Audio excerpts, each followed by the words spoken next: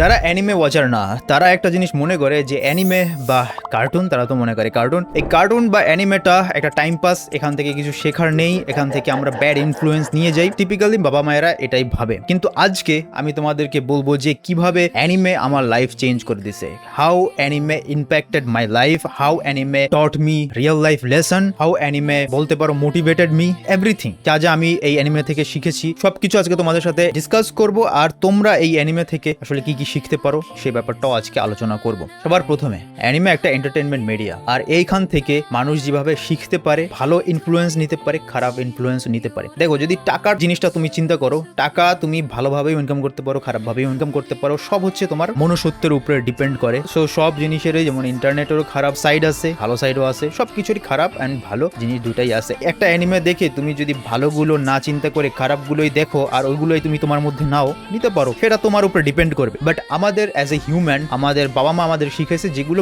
ভালো জিনিস সেগুলো আমাদের মধ্যে নিব, অ্যাডপ্ট করব and as a better human being evolve করবো, তাই না? তো সেটাই হচ্ছে আমরা অ্যানিমে থেকেও করি। প্রথমে আমি কি কি অ্যানিমে থেকে শিখছি আর কিভাবে আমাকে চেঞ্জ করছে বা কি কি আমার মধ্যে ডিফারেন্স আসছে সেই জিনিসটা কথা বলবো। কোন অ্যানিমে আমাকে কি এফেক্ট করছে সেটাও কথা বলবো, অ্যান্ড তুমি কোন কোন অ্যানিমে থেকে কি কি শিখতে পারো সে ব্যাপারটাও বলবো। আমি জানি এই ভিডিওতে ভিউজ আসবে না, বাট যেই ভিডিও বানিয়ে স্যাটিসফ্যাকশন পাবো সেটাই করবো। শুধুমাত্র ভিউজের পিছনে ছুটলেই আসলে স্যাটিসফ্যাকশন পাওয়া যায় না। সো বেশি কথা বলবো না। সবার প্রথমে ডেথ নোট থেকে আমি অ্যানিমে শুরু করেছিলাম। আর ডেথ নোট থেকে ওই সময় বোঝার না সত্ত্বেও আমি একটা জিনিস ক্যাপচার করতে পারছিলাম যে আমাদের কিরা, তার যে গড কমপ্লেক্স ছিল, তার মধ্যে একটা পাওয়ার দেওয়া হয়েছিল, সেই পাওয়ারটাকে সে এমন ভাবে ইউজ করতে চাইছে, অবশ্যই করতে পারছে, কিন্তু লাস্টে গিয়ে নিজেকে মনে করছে যে সে একজন গড, সে যাকে চাইবে তাকে মারতে পারবে, বা তার মধ্যে ওই গড একটা ব্যাপার স্যাপার চলে আসছিল যে হ্যাঁ, আমি চাইলেই আমি যে কোনো কিছু করতে পারবো। আর এই অ্যানিমে থেকে আমি এটাও শিখতে পারছি, তুমি যতই পাওয়ারফুল হও না কেন, ইন দি এন্ড তুমি একজন হিউম্যান বিং, তুমি মরণশীল, তুমি মরবা, আর তুমি কোনো গড না। ফিজিক্যালি, সাইকোলজি যতই ভাবো না কেন, তুমি জীবনেও গড হতে পারবা না, তুমি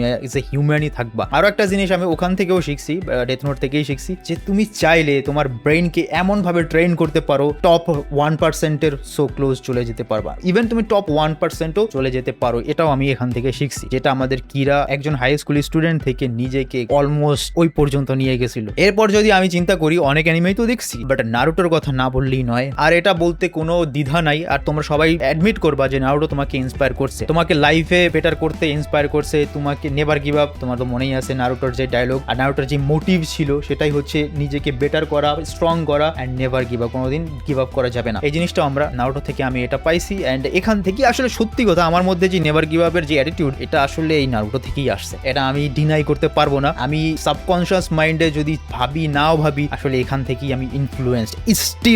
স্টিল অলমোস্ট কুইট করার কাছে যাই, কিন্তু কুইট করি না। কারণ কি, এই যে আমি একজন অ্যানিমে ওয়াচার, অ্যানিমে ফ্যান, আর অ্যানিমেতে আমাদের কি শেখায়, কুইট করা যাবে নো ম্যাটার হোয়াট। এই জিনিসটা আমি নারুটো থেকে পাইছি। অ্যান্ড আরো জিনিস পেয়েছি, ফ্রেন্ডশিপ। যদিও আমার অতটা ফ্রেন্ড নাই, আমি ফ্রেন্ডশিপ করতে পারি না, আমি মানুষকে বিশ্বাস করতে পারি না, বাট যার সাথেই তুমি ফ্রেন্ডশিপ করবে ওটা ঠিকঠাক ভাবে মেনটেন করতে হবে বা ঠিকঠাক ভাবে পূরণ করতে হবে। অ্যাজ এ ফ্রেন্ড, নামে মাত্র ফ্রেন্ড হলে হবে না, যাকে তুমি ফ্রেন্ড বানাবা তাকে ওই পুরোটুকু দিতে হবে। এটা আমরা ওখান থেকে শিখছি। নিজের লিমিট পুশ করা, সেটাও আমরা কিন্তু শিখছি রকলি থেকে, যে তোমার অনেক কিছুই তোমার থাকবে না, গড গিফটেড ট্যালেন্ট থাকবে না, কিন্তু তাও তুমি যদি চাও, অধ্যাবসায় অ্যান্ড প্র্যাকটিসের মাধ্যমে তুমি ওটা অ্যাচিভ করতে পারবা। সেটাও কিন্তু আমাদের রকলি শিখাইছে। এটা ভালো একটা লেসন ছিল। রকলি ক্যারেক্টারটা আমার অনেক ভালো লাগে। ওরও স্পেশাল অ্যাবিলিটি কিছুই ছিল না যেগুলো সাসকে পাইছে। সাসকের কিন্তু ইনহেরিটেড সবকিছু ছিল উচিহা ক্লানের। দেন আমাদের হিনাটাও ছিল, হিনাটারও ক্লান থেকে আসছে। আমাদের উজুমাকি, নারুটো সবারই দেখতে গেলে কিছু না কিছু পাইছে, কিন্তু আমাদের রকলি কিন্তু একদম কিছুই ছিল না, শুধুমাত্র মাইন্ডসেট অ্যান্ড ট্রেন এটা করছে। অ্যান্ড এরপরে তোমরা হয়তো বা জানো না যে আমি এক সময় অনেক হাইপার ছিলাম, অনেক, এই যে আমি এখন কথা বলতেছি না, আমার মধ্যে যে কামনেস আসছে, কুলনেস আসছে, এটা ছিল না।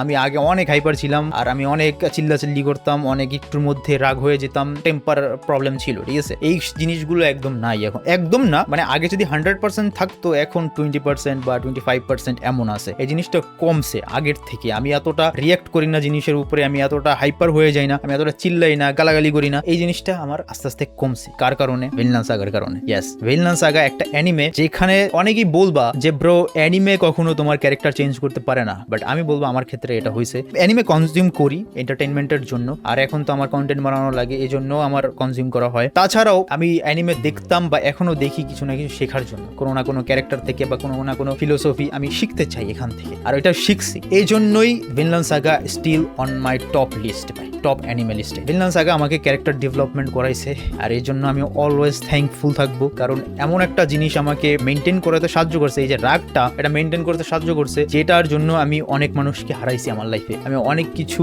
আমার মুখের কারণে আমি টেম্পার কন্ট্রোল করতে পারিনি, এই কারণে অনেক কিছু আমার লুজ করছি আমার লাইফ থেকে, যে জিনিসটা ভিনল্যান্ড সাগায় আমাকে আস্তে আস্তে কন্ট্রোল করাইতে সাহায্য করছে। ভিনল্যান্ড সাগা শুধুমাত্র যে তোমাকে তোমার ক্যারেক্টার ডেভেলপমেন্ট করবে এমন না, তোমার মেন্টালি অ্যান্ড ফিজিক্যালি দুটাই তোমাকে পুরোপুরি ডিফারেন্ট বানাই ফেলবে, যদি না তুমি বুঝতে পারো, যদি না তোমার এজ ওই পর্যন্ত হয়, একটা মিড এজে বা তুমি মোটামুটি 20+ হয়ে গেছো বা 18+ হয়ে গেছো, তোমাকে এই অ্যানিমেটা হার্ট করবে, মানে হিট করবে আর কি। এগুলো হচ্ছে টপ অ্যানিমে ছিল যেগুলো আমাকে এফেক্ট করছে অ্যান্ড আমার লাইফ বেটার করছে, আমার ক্যারেক্টারকে বেটার বানাইছে। এছাড়াও অনেক অ্যানিমে থেকে আমি অনেক কিছু শিখি। এছাড়াও ওয়ান পিসেও আমি শিখতেছি ভাই। ওয়ান পিসে তো তোমার অনেক টাইপের ভ্যারিয়েশন আছে, যেখান থেকে তুমি অনেক কিছু শিখতে পারবা, পলিটিক্যাল ব্যাপার স্যাপার শিখতে পারবা, মানুষ কিভাবে ইভলভ হয়েছে, মানুষের সাইকোলজি কিভাবে কাজ করে, অ্যান্ড ভালো খারাপ গ্রে সবকিছুই তুমি এখানে ধরতে পারবা যে আসলে মানুষ এভাবে কাজ করে। অনেকে বলে যে অ্যানিমে হলো ছোটদের, এখন তুমি যদি ডোরেমন দেখো, শিনচান দেখো, এগুলোও কিন্তু অ্যানিমে, এগুলোর মধ্যে অতটা ডেপথ থাকবে না, ক্যারেক্টার ডেভেলপমেন্ট থাকবে না, অতটা স্টোরি ডেপথ থাকবে না।